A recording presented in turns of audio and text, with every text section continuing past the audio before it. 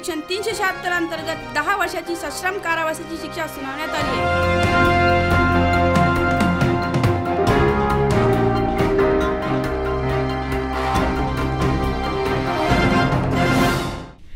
जान्हवी या नराधमांना त्यांच्या कृत्याची शिक्षा मिळणारच होती।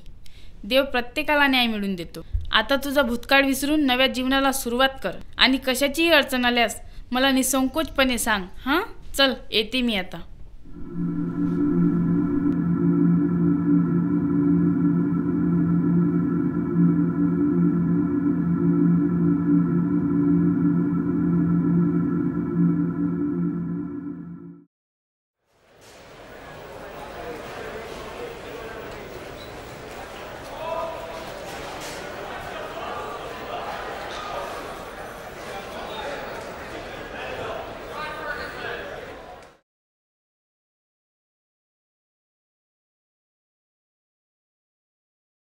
ती बघा, समीक्षाची बेस्ट फ्रेंड आली। हे बघ, ती माझी बेस्ट फ्रेंड होती। यानंतर असं काही म्हणशील तर विचार कर। आधी तर तुमची खूपच पक्की मैत्री होती, म्हणून म्हटलं मी, एवढं रागवायचं काय काम। चला, ती यायच्या आधी आपण निघून जाऊया। हाय फ्रेंड्स,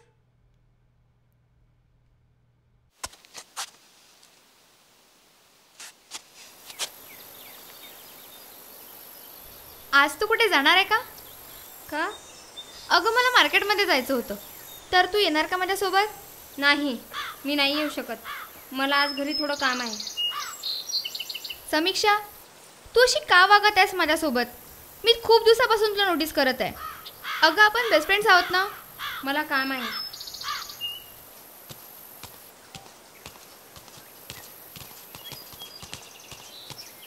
तुला काय झालंय सांगशील का? माझ्याकडे पाहून बोल। मला नाही राहायचंय तुझ्यासोबत। तुला माहिती आहे का कॉलेजमध्ये तुझ्याबद्दल कशा कशा गोष्टी होतात? अगं, कॉलेजमध्ये सर्वजण तुला कॅरेक्टरलेस समजतात। मला भीती वाटायला लागली आहे की तुझ्यासोबत राहून मला सुद्धा लोक काही म्हणतील। अगं, पण माझ्यासोबत जे झालंय त्यात माझा काय दोष आहे? आणि न्यायालयाने तर त्या गुन्हेगारांना शिक्षा पण सुनावली आहे। न्यायालयाने सुद्धा मला न्याय मिळवून दिलाय। जरी न्यायालयाने तुला न्याय मिळवून दिला असेल तरी मात्र लोकांच्या नजरेत तूच गुन्हेगार आहेस। हे सगळे लोक तुलाच दोषी समजतात आणि तुला वाईट नजरेने पाहतात। हे बघ, माझ्या आईवडिलांच्या माझ्याकडून खूप अपेक्षा आहेत आणि मी जर त्यांना तुझ्यासोबत दिसेल तर त्यांना खूप वाईट वाटेल। अगं पण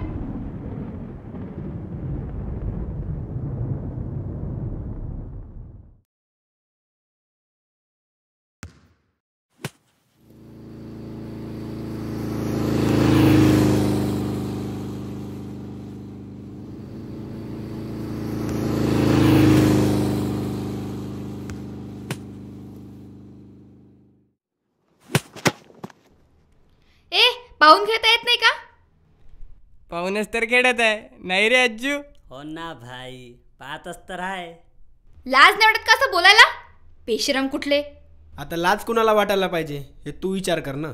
एवढा सारा सीन करूनही अशी वागत आहे जशी मी नाही त्यातली आणि कडीला वातली। ए, तुम्हाला आई बहीण नाही का रे? आहेत ना, पण इज्जतदार तुझ्यासारख्या नाहीत। एवढं सारं होऊन असं वागत आहे जसं काही झालंच नाही। भाई, मी काय म्हणतो, कोण किती इज्जतदार आहे पुऱ्या गावाला माहित आहे।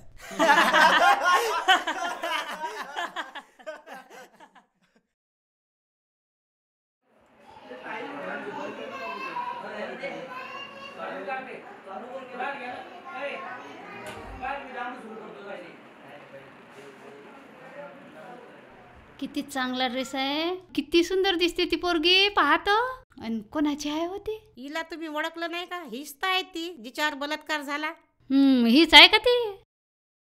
पाय ना, एवढं होऊन येईल काहीच कसं वाटत नाही। तुम्ही काही पण म्हणा बाई, एका हाताने टाळी वाजत नाही। मला तर चुकी या मुलीचीच वाटते। अगदी बरोबर आहे तुमचं। यांनी जर आपली पायरी सोडली नाही तर काय कुणाची हिंमत? म्हणून तशा गोष्टीचं प्रमाण वाढलं। मला वाटते पोरी जातील काय एवढं स्वातंत्र्य द्यायला पाहिजे। हो ना, यांच्या अशा वागण्यामुळेच मुलांच्या मनात वाईट विचार येतात। अहो, निदान घरच्यांनी तर लक्ष ठेवायला पाहिजे। आता घरच्यांचा दोष तर त्यात आपण काय करणार? जाऊ द्या बाई, आपल्याला काय करायला लागते।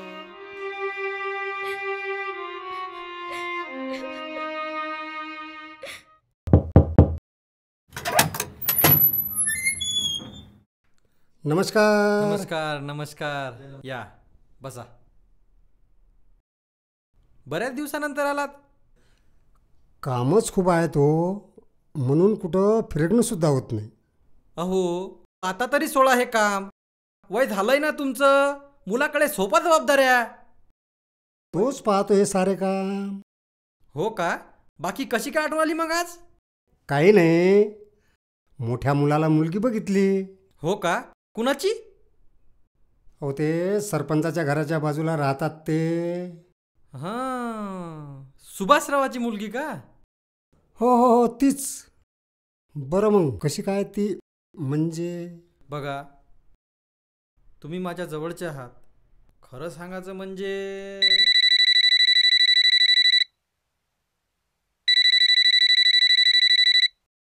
हॅलो, बोला. बर काय हरकत नाही, चला.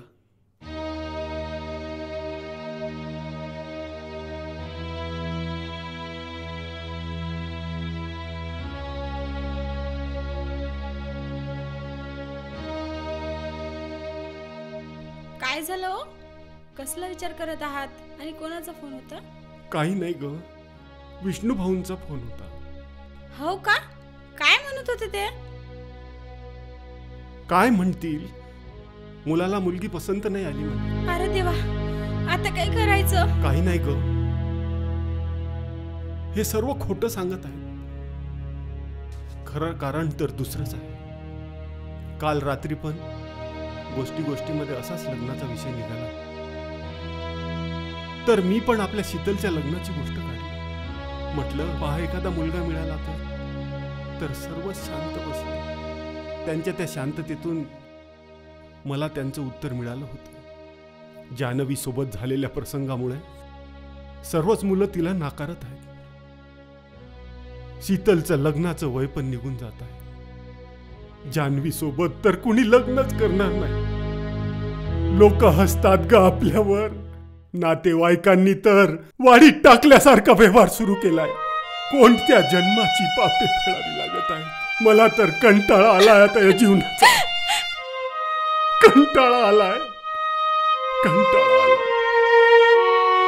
आता तर असं वाटायला लागलं आहे, लहानपणी जान्हवीला मारून टाकलं असतं तर बरं झालं असतं. हे दिवस तरी पाहायला मिळाले नसते. निदान हे दिवस तरी पाहायला मिळाले नसते.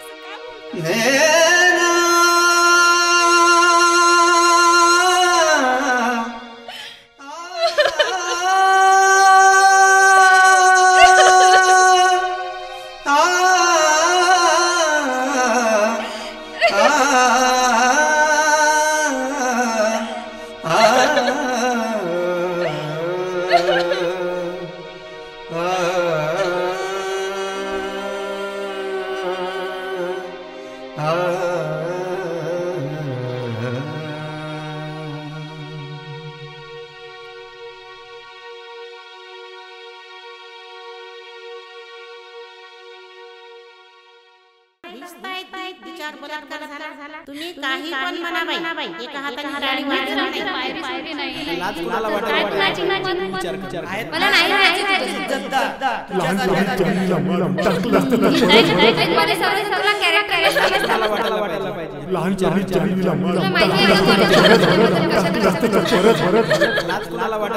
तुम्ही काही पण म्हणा बाई, एका हाताने टाळी वाजवत नाही.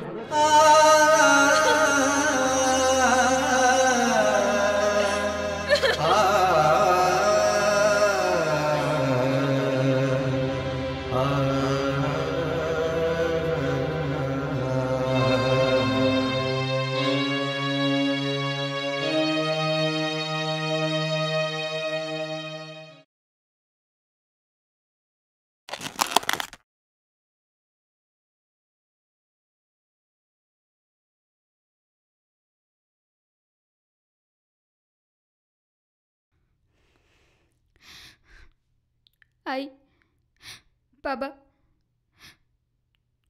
खूप त्रास सहन करावा लागत आहे ना तुम्हाला माझ्यामुळे. पण बाबा, तुम्ही खरं सांगत आहात. माझ्यावर बलात्कार झालाय ही गोष्ट जर या सभ्य समाजातील तरुणांना माहीत झाली तर ते माझ्याशी लग्न करणं तर सोडाच, साधा डोक्यात विचार सुद्धा आणणार नाही. कारण मी मुलगी आहे आणि मुलगी म्हणजे काचेचं भांड.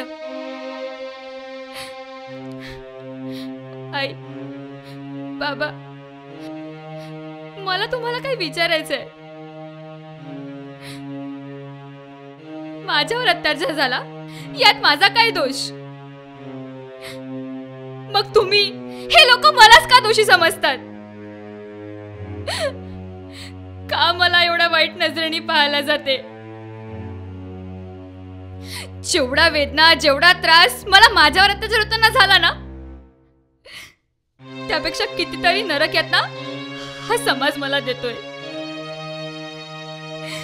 जिथं तिथं हा निर्दयी समाज मला छळ करत आहे. त्या नराधामाने तर फक्त माझ्या शरीरावर अत्याचार केला, परंतु हा समाज माझ्या शरीरावर, माझ्या मनावर, माझ्या आत्म्यावर अत्याचार करत आहे. मला फक्त कायद्यानेच न्याय मिळालाय, पण मला या समाजातून कधीच न्याय मिळणार नाही. आयुष्यभर हा समाज मला हिणवत राहणार.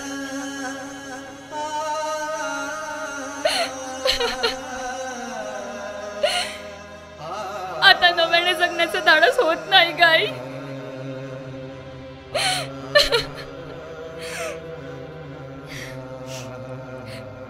मला जाब विचारायचंय.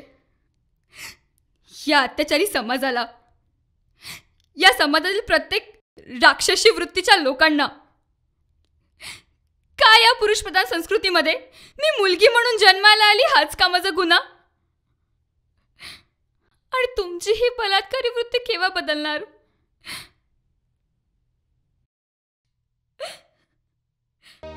आई, बाबा, मला माफ करा.